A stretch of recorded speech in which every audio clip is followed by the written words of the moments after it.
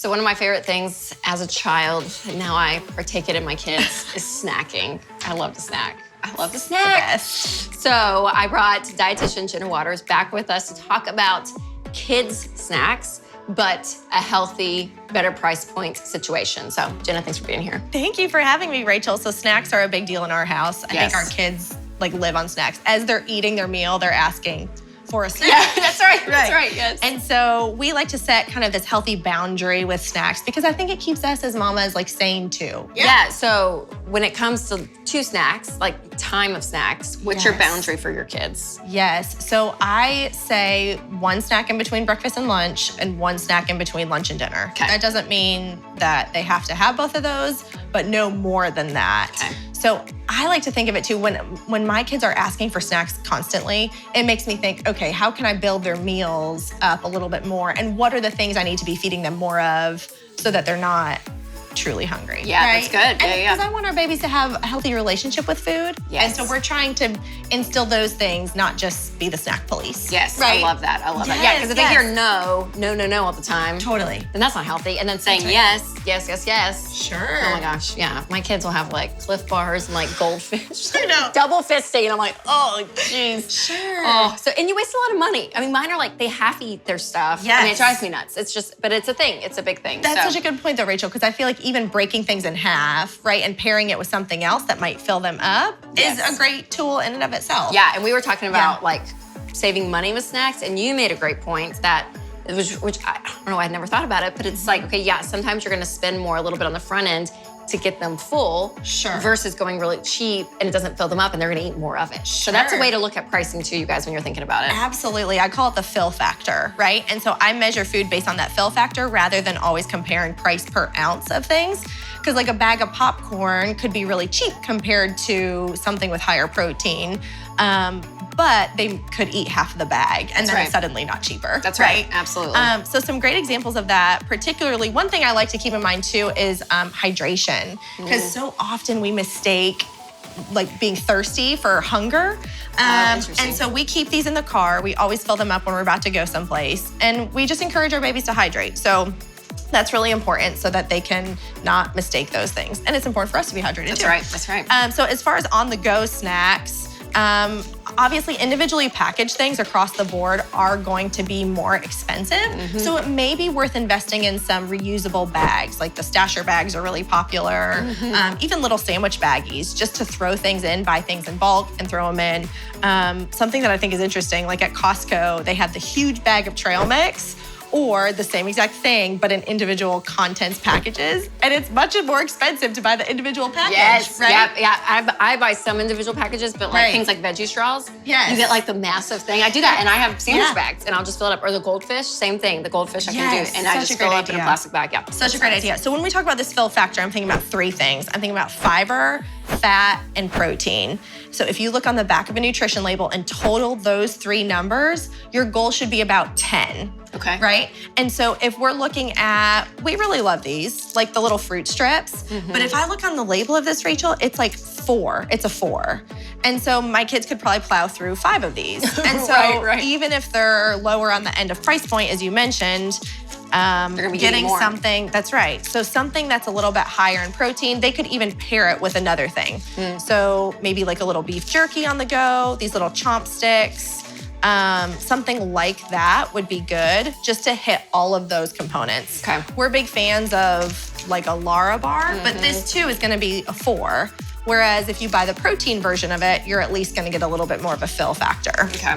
I love, there's a almond butter on the go. So even keeping one of these little to-go packets. Yes. And one of our favorites is like just putting it on a Lara bar. There you go. You know, what are some ways to always add some protein, fat, and fiber? So good. Staying healthy and getting them full. Absolutely. Absolutely. And so with the brand names, this is interesting. Like a true brand name is going to be more expensive than the Kroger brand. It's the exact same thing, basically. Interesting. And so just buying a generic brand, I think, can be a really great way. for the things that you have to buy individually packaged, like you mentioned, whether you're putting in a kid's lunchbox or just want something not all over your car, right?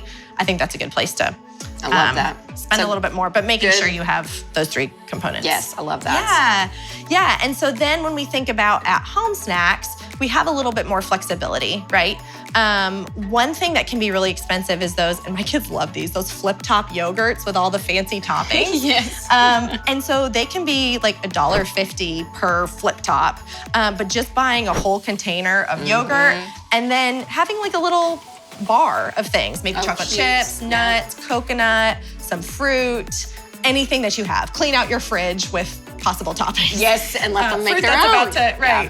And let them make their own. That's a huge thing. Even in lunchbox, that could work. You could put this with a little ice pack and then a little container of, it's yogurt. Such a savings. Yes, that's big. And also just serving it in a different way. Sometimes I think to myself, like, when the kids are asking for snacks constantly, I'm like, I'm running out of ideas, right? And so even just presenting it in different ways make them think that like it's tricks something their totally brain. different, right? Yeah, there was a girl that came on the show, Courtney, with Cheese Gout, and we did charcuterie boards. Yes. And she talked about doing a kid's version of it, of like getting, So yes, fun. and you can just put a bunch of stuff, like a lot of snacks, and they do, and they love it. Yeah. That's good to know. I also love to think about things that I can make in batches at the beginning of the week or even once a month and freeze. Oh, nice. These chocolate peanut butter oat bites are awesome. They have a fill factor of 11. So that's a really good thing. Okay, someone made these for me, maybe my mom. Like, probably 2 years ago, but there was like flaxseed in it, all this stuff. Yes, they're so good. They like literally taste like an oatmeal cookie, like not the no-bake chocolate oatmeal cookies are like my favorite. Yes. And it has that same exact flavor. It's so good. That's so true. And so when I think about an oat bite, like these at the grocery store can be almost $1 a piece. Oh, wow, yeah. And they only have an 8 on the fill factor. Okay. But the oat bites, they're like 25 cents a piece if you're gonna make them at home with super simple ingredients: oats, peanut butter, a little bit of maple syrup, mini chocolate chips, and flaxseed. And you roll them in the flaxseed. That's right. You roll them in that, basically like a truffle. That's right. Yep.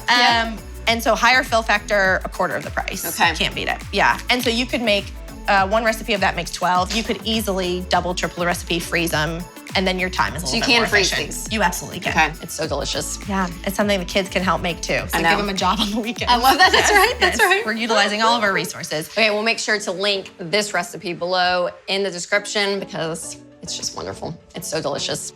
So this is another example of just that fill factor component. So rather than just giving them some carrots or some veggies, those are great nutrients, but we do want that healthy fat, some fiber and protein component for that fill factor. Yep. And from a nutrition perspective, like for example, carrots have a lot of vitamin A, fats help absorb vitamin A.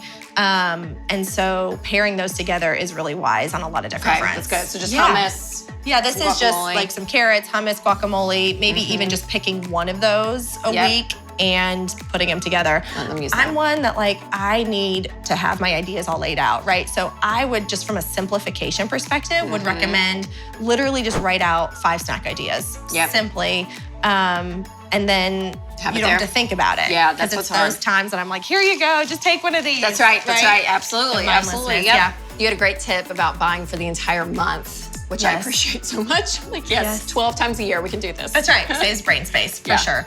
And it allows us to buy in bulk, right? And so if we're thinking about just tackling the whole snack situation one time a month, we can utilize those dollars really efficiently. And I feel like a lot of people, Corona or not, convenience, are using a lot of like grocery store apps. Absolutely. And so you're able to go on there. You said see sales. Yes. Which is one thing you mentioned earlier, which I thought was so good. Absolutely. And to know what you're buying for that month. So just to like keep that almost as your to-do list. For sure. And so if you have that list of 5 possible snacks, just a brain dump on a piece of paper, you can then, I make a list on most grocery store apps, as you mentioned, they have a list feature. And so if you just make your own list of just snacks, then you can click on that list and just see which one is on sale for that period of time. And then that's a great way to rotate too, because usually sales are going to rotate. Yeah, so, for sure. Yeah, it keeps the variety going without us having to think about it. I know, right? You know? Yeah. Anything automatic is good. That's right. That's right. Yeah. Jenna, this is so great. Thank you again. Thanks for having me. Where can everyone find you? Yeah, so my website is jennawaters.com and Instagram is Jenna Waters Nutrition. Perfect. You guys, Thank the dietitian, the brilliant mind of Jenna Waters. Again, thanks for coming back. And we'll make sure in the description to have the recipe of this because they are so good. Like the little energy balls, they're delicious. Jenna, thanks again. Thanks, Rachel.